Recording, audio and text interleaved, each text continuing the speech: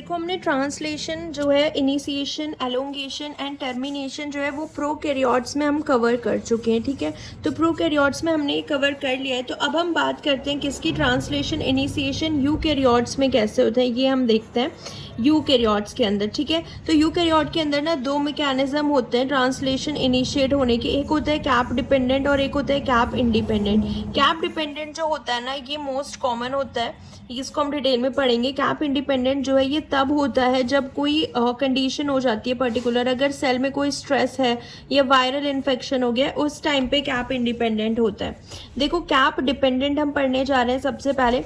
इसमें क्या होता है ना, जैसे ये हमारे पास कैप डिपेंडेंट होता है तो ये हमारे पास क्या है, 5 प्राइम की कैप, हमें पता है कि 5 प्राइम पे कैप लगी हुई होती है। फिर यहाँ से हमारा कोडिंग रीजन स्टार्ट हो जाता है, AUG स्टार्ट कोडॉन हो गया, देन 3 प्राइम यहाँ पे एंड हो जाता है। ठीक है, स्टॉप कोडॉन होता है। यहाँ पे क्या होता है ना, कैप डिपेंडेंट में एक 43S प्री इनिशिएशन कॉम्प्लेक्स बनता है जो इस पूरे mRNA को स्कैन करता है 5 प्राइम टू 3 प्राइम डायरेक्शन में, फर्स्ट इनिशिएशन कोडॉन को ढूंढता है, इसको AUG को ढूंढता है। ये 43S प्री इनिशिएशन कॉम्प्लेक्स इस डायरेक्शन में स्कैन करता है पूरे mRNA को। अब हम ये देखते हैं 43S प्री इनिशिएशन कॉम्प्लेक्स बनता किस किस से है। ऐसे यूकैरियोट्स में यहाँ पे कॉजेक सीक्वेंस होती है, तो याद रखना कॉजेक सीक्वेंस जो होती है वो यूकैरियोट्स में होती है और ये होती है कॉजेक sequence ACC AUG and G। ठीक है, सो इनिशिएशन कोडॉन यहाँ पे जो होता है AUG हमारा इनिशिएशन कोडॉन होता है। यहाँ पे इनिशिएशन जो अमाइनो एसिड ऐड होता है ना tRNA पे जिससे वो चार्ज होता है वो मिथियोनिन ही होता है, बट प्रोकैरियोट्स में हमने देखा था वो फॉर्माइल मिथियोनिन था। यहाँ पे कोई ऐसा वो नहीं है कि फॉर्माइल ऐड होना है, यहाँ पे डायरेक्ट मिथियोनिन ही होता है, AUG कॉड करते हैं मिथियोनिन के लिए यूकैरियोट्स में। एंड यहाँ पे हमारे पास क्या होती है, ये कॉजेक सीक्वेंस होती है 5 प्राइम UTR पे। इसके अंदर ना इनिशिएशन फैक्टर जो है यीस्ट में स्टडी करें तो ये 11 इनिशिएशन फैक्टर देखने को मिले हैं। यहाँ पे बस हम ई इसलिए लगा देते हैं जिससे हम यूकैरियोट्स की, ये यूकैरियोट का इनिशिएशन फैक्टर 1 होता है, इनिशिएशन फैक्टर 1A होता है, 1A, देन 2 होता है एंड एक होता है हमारे पास 2B भी होता है, 2 है 2B है। सो 1A 2B इनिशिएशन फैक्टर 3 होता है। देन इनिशिएशन फैक्टर हमारे पास 4 होता है। जो इनिशिएशन फैक्टर 4F होता है ना, ये पूरा इनिशिएशन फैक्टर 4 जो होता है ना, ये पूरा एक कॉम्प्लेक्स होता है। तो हमारे पास इनिशिएशन फैक्टर 4E होता है, G होता है एंड 4A होता है, यानी कि ये एक मल्टी कॉम्प्लेक्स होता है इनिशिएशन फैक्टर 4F की अगर हम बात करें। फिर 4B भी हमारे पास होता है, इनिशिएशन फैक्टर 5 होता है, 5B होता है, तो ऐसे 11 हमको मिले हैं यीस्ट में। जो इनिशिएशन फैक्टर 4E होता है ये जो है कैप बाइंडिंग प्रोटीन होता है जो कैप से बाइंड करता है। 4G जो होता है ये एज अ स्कैफोल्ड की तरह काम करता है एंड 4A जो होता है ये act as an RNA helicase की तरह काम करेगा। तो इनके सबके फंक्शन जो है अब हम डायग्राम से देखते हैं, जब हमारा 43S प्री इनिशिएशन कॉम्प्लेक्स जो बनेगा वो कैसे बनता है। तो ये सारे इनिशिएशन फैक्टर्स होते हैं इन यूकैरियोट्स। जैसे हमने प्रोकैरियोट्स में देखा था ना कि इनिशिएशन फैक्टर 2 जो होता है वो GTP के साथ मिलता है एंड बाइनरी कॉम्प्लेक्स बनाता है इनिशिएशन फैक्टर 2 और GTP। देन यहाँ पे मिथियोनिन का इनिशिएटर tRNA आता है जो मिथियोनिन से ही चार्ज होता है, मिथियोनिन से चार्ज है तो वो टर्नरी कॉम्प्लेक्स बना देगा। यहाँ तक तो सेम है, ठीक है, ये टर्नरी कॉम्प्लेक्स बन जाता है। उसके बाद ये जो टर्नरी कॉम्प्लेक्स होता है ना ये किसके साथ मिलता है, 40S राइबोसोम सब यूनिट जो हमारे पास होती है, यानी कि स्मॉल सब यूनिट जो होती है यूकैरियोटिक राइबोसोम की, क्योंकि वो 6 यूकैरियोटिक राइबोसोम 80S का होता है ना, 80S फिर वो 60S एंड 40S हो जाता है, लार्जर एंड स्मॉलर सब यूनिट। सो टर्नरी कॉम्प्लेक्स के साथ ये स्मॉल सब यूनिट बाइंड होती है 40S राइबोसोम की। उसके बाद ये सारे इनिशिएशन फैक्टर आते हैं, तो ये सारी चीजें मिलके ना एक 43S प्री इनिशिएशन कॉम्प्लेक्स बना लेते हैं जिसके अंदर ये सारी चीजें प्रेजेंट होती हैं। ये इस तरीके से पूरा हमारा 43S प्री इनिशिएशन कॉम्प्लेक्स बन जाता है। यानी कि अगर हम इसको देखें, जैसे हमारे पास जो mRNA होता है ना, mRNA के ऊपर एक तो 40S जो राइबोसोम की सब यूनिट होती है 40S, ठीक है, और वो 40S के साथ कौन कौन होता है, एलोंगेशन फैक्टर 2 जीटीपी होता है, टीआरएनए होता है इनिशिएटर, टर्नरी कॉम्प्लेक्स होता है, यही पूरा। एंड देन ये सारे इनिशिएशन फैक्टर होते हैं। जो 1A होता है ना, इसका काम जो होता है इनिशिएशन फैक्टर 1 जैसा ही काम होता है जो इनिशिएशन फैक्टर 1 करता है। एंड जो इनिशिएशन फैक्टर 3 होता है यूकेरियोट्स में, उसका भी सेम काम इनिशिएशन फैक्टर 3 जैसा ही होता है। 1 क्या करता था, ए साइट को ब्लॉक करता था प्रोकैरियोट्स में, ठीक है, बिल्कुल ऐसा ही काम है। 3 क्या करता है, स्मॉल सब यूनिट से बाइंड कर जाता है, स्मॉल राइबोसोम सब यूनिट से, एंड लार्ज राइबोसोम सब यूनिट को बाइंड नहीं होने देता। एंड 2 जो होता है वो जीटीपी से ही बाइंड हो रहा है, तो सेम वही काम हो गया। इसमें एक्स्ट्रा जो आते हैं वो इनिशिएशन फैक्टर 5 इसमें आ जाता है, एंड इनिशिएशन फैक्टर 1 भी इसमें ऐड हो जाता है। तो ये पूरा हमारा एक 43S प्री इनिशिएशन कॉम्प्लेक्स बन जाता है। और जो ये इनिशिएशन फैक्टर 5 होता है ना, इसके पास क्या होती है, जीटीपीएज एक्टिविटी होती है। यानी कि ये क्या होता है, जीटीपीएज एक्टिवेटिंग प्रोटीन होता है। जीटीपीएज एक्टिवेटिंग प्रोटीन होता है जो इनिशिएशन फैक्टर 5 होता है, ठीक है, ये भी याद रखना। इनिशिएशन फैक्टर 5 क्या होता है, जीटीपीएज एक्टिवेटिंग प्रोटीन होता है। तो इन सब के बारे में ये चीजें याद रखनी है। 43S प्री इनिशिएशन कॉम्प्लेक्स हमारा बन गया। अब ये जो हमारा पूरा एमआरएनए है ना, 5 प्राइम से लेके एंड ये पूरा इधर आ रहा है, देखो ये 5 प्राइम यूटीआर होता है। एंड जो हमारी कॉजिक सीक्वेंस बोलते हैं ना हम, कि उसमें कॉजिक सीक्वेंस प्रेजेंट होती है। कॉजिक सीक्वेंस के अंदर ही हमारा जो है ये इनिशिएशन कोडॉन प्रेजेंट होता है, ठीक है। अब ये पूरा हमारा 5 प्राइम यूटीआर हो गया, ये कॉजिक सीक्वेंस में आता है इनिशिएशन कोडॉन। एंड 3 प्राइम पे हमारे पास टेल लगी हुई होती है एएमपी की, जो पॉलीमरेज जो है ऐड करता है। ये पूरा प्रोसेसिंग में पढ़ चुके हैं। अब ये क्या होता है ना, एक पीएबीपी आता है, पॉली ए बाइंडिंग प्रोटीन। ये यहाँ पे बाइंड हो जाता है, जो हमारी पॉली ए की टेल होती है ना 3 प्राइम पे, यहाँ पे आके ये poly A binding protein add हो जाता है, ठीक है। और ये पूरा हमारा जो है, ये जो एमआरएनए होता है ना, ये पूरा ऐसे सर्क्यूलराइज्ड हो जाएगा। एमआरएनए जो है वो सर्कुलर फॉर्म ले लेगा इसमें। वो देखते हैं हम कैसे लेगा। क्यों, इसमें सबसे ज्यादा रोल होता है जो हमारे इनिशिएशन फैक्टर 4F जो होता है ना। 4F क्या होता है, हमने देखा था पूरा कॉम्प्लेक्स होता है 4F का।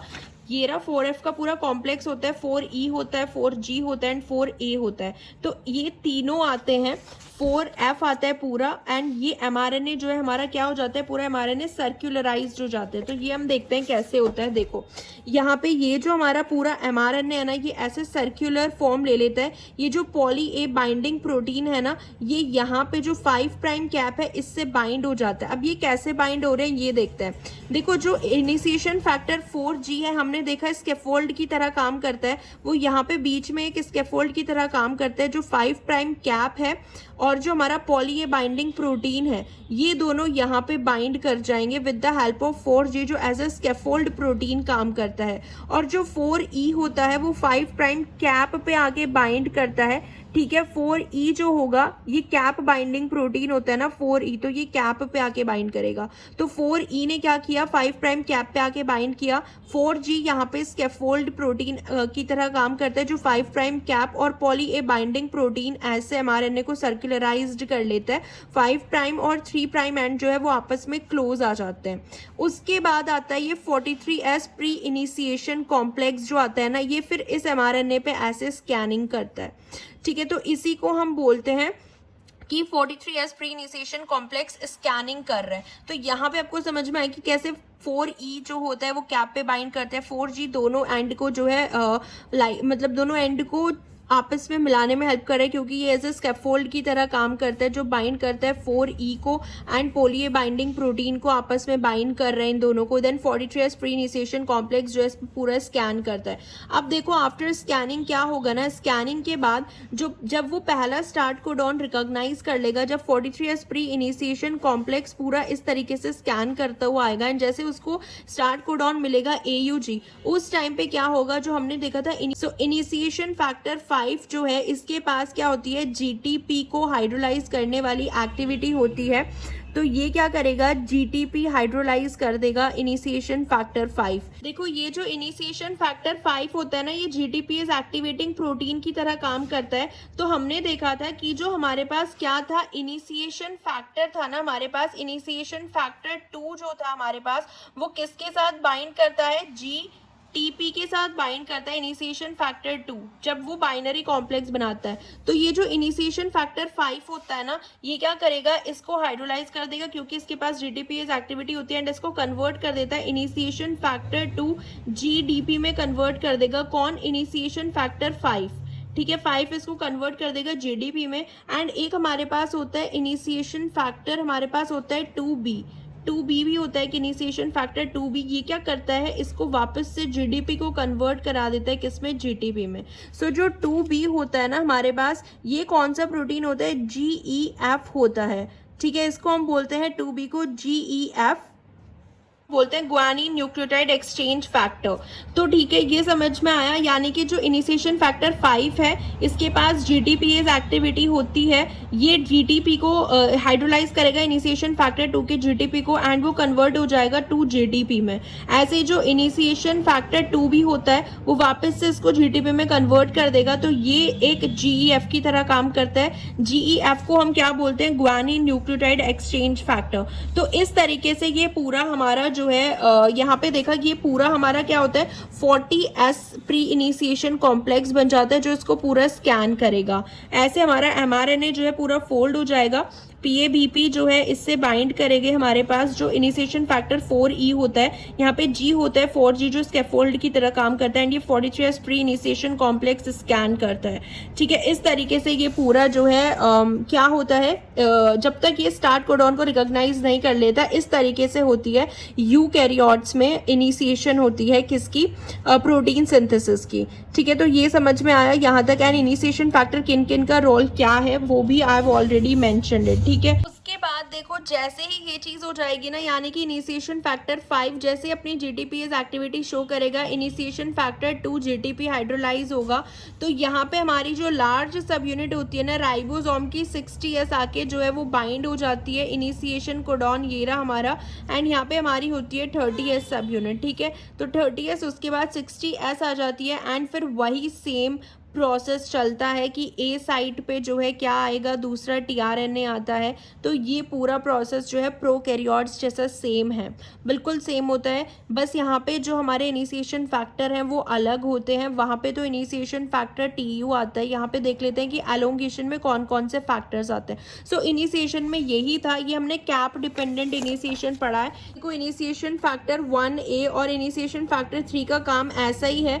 जैसा हमने बैक्टीरिया में देखा था। प्रोकैरियोट में 1 जो ए साइड पे बाइंड करता है, एंड 3 जो स्मॉल सब यूनिट पे बाइंड करता है, ताकि फर्दर लार्ज सब यूनिट ना आ सके। अब यहाँ पे एलोंगेशन में देखो बिल्कुल सिमिलर एलोंगेशन है कि नया टीआरएनए जो है, जो हमारा एलोंगेशन फैक्टर टीयू था ना, यहाँ पे होता है हमारे पास यूकैरियोटिक एलोंगेशन फैक्टर 1 अल्फा होता है टीयू की जगह, and eukaryotic elongation factor 1 beta gamma होता है टीएस की जगह, जो टीयू को वापस से उसके जीटीपी में कन्वर्ट कर देता है ना।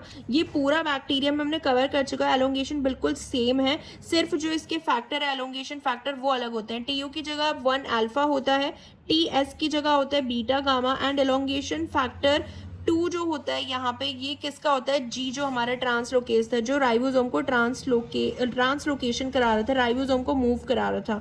तो सेम इनके फंक्शन सेम है, सिर्फ जो एलोंगेशन फैक्टर है वो चेंज है, ठीक है। उसके बाद देखने वाले टर्मिनेशन कैसे होता है। सो यूकैरियोटिक सेल में टर्मिनेशन के लिए ना सिर्फ एक ही रिलीज फैक्टर होता है। यहाँ पे प्रोकैरियोट में हमने देखे थे ना कितने थे, 3 रिलीज फैक्टर थे। उसके बाद राइबोसोम रिसाइक्लिंग फैक्टर आता है, जो एलोंगेशन फैक्टर जी के साथ मिलके जो है राइबोसोम की सब यूनिट को डिसोसिएट कराता है। यहाँ पे हमारे पास एक ही रिलीज फैक्टर होता है जिसको हम बोलते हैं ERF, यूकैरियोटिक रिलीज फैक्टर 1। ये सारे स्टॉप कोडॉन को रिकॉग्नाइज करते हैं, UA, UAG एंड UG। वहाँ पे 2 थे हमारे पास, है ना। तो ये डिफरेंसेस याद रखने की एलोंगेशन में हमारा जो रिलीज फैक्टर होता है, यूकैरियोट में रिलीज फैक्टर जो होता है वो एक ही होता है बस, ठीक है। ऑल्सो यूकैरियोट्स में फिर ERF3 भी होता है, रिलीज फैक्टर 3 होता है। यानी कि तीनों को रिकॉग्नाइज करने के लिए तो एक ही रिलीज फैक्टर होता है 1, एंड रिलीज फैक्टर 3 होता है जिसकी जीटीपी डिपेंडेंट एक्टिविटी होती है, ठीक है, जो इन सबको रिमूव कराता है, रिलीज फैक्टर 1 को रिमूव कराता है। And then ribosome recycling factor तो होता ही है, RRF जो किसके साथ बाइंड करता है, EFG के साथ बाइंड करके जो राइबोसोम की जो सब यूनिट होती है उनको डिसोसिएट करा देता है। देखो कैप इंडिपेंडेंट ट्रांसलेशन इनिशिएशन कैसे होती है। हमने कैप डिपेंडेंट देख लिया जिसमें हमारा 43 प्री इनिशिएशन कॉम्प्लेक्स बनता है और वो स्कैन करता है। तो जो कैप इंडिपेंडेंट इनिशिएशन होती है ना, ये इंटरनल राइबोसोम एंट्री साइट होती है, एक IRES ये देखने को मिलती है। कुछ mRNAs के अंदर ये प्रेजेंट होती है, internal ribosome entry site IRES, ठीक है। तो ये होती है IRES, यहाँ से जो है इनिशिएशन स्टार्ट होता है। वो देखते हैं कि वो कैसे स्टार्ट होता है। अब वो राइबोसोम बाइंडिंग पे डिपेंड करता है। सो IRES साइट जो होती है ना, ये भी दो तरीके की हो सकती है। एक तो हमारे पास होती है टाइप 1 IRES एंड एक हमारे पास होती है टाइप 2 IRES, ठीक है। देखो टाइप 1 IRES साइट कैसी होती है ना, जो हमारे पास ये होती है ना IRES ट्रांस एक्टिंग फैक्टर, ये जो हमारे पास mRNA है इसके ऊपर हमारे पास क्या है कि IRES साइट होती है, इंटरनल राइबोसोम एंट्री साइट ये रही। इसमें क्या होता है ना, टाइप 1 में क्या होता है, यहाँ पे ITAF आके बाइंड करता है। ITAF जो होता है ये क्या होता है, IRES ट्रांस एक्टिंग फैक्टर होता है।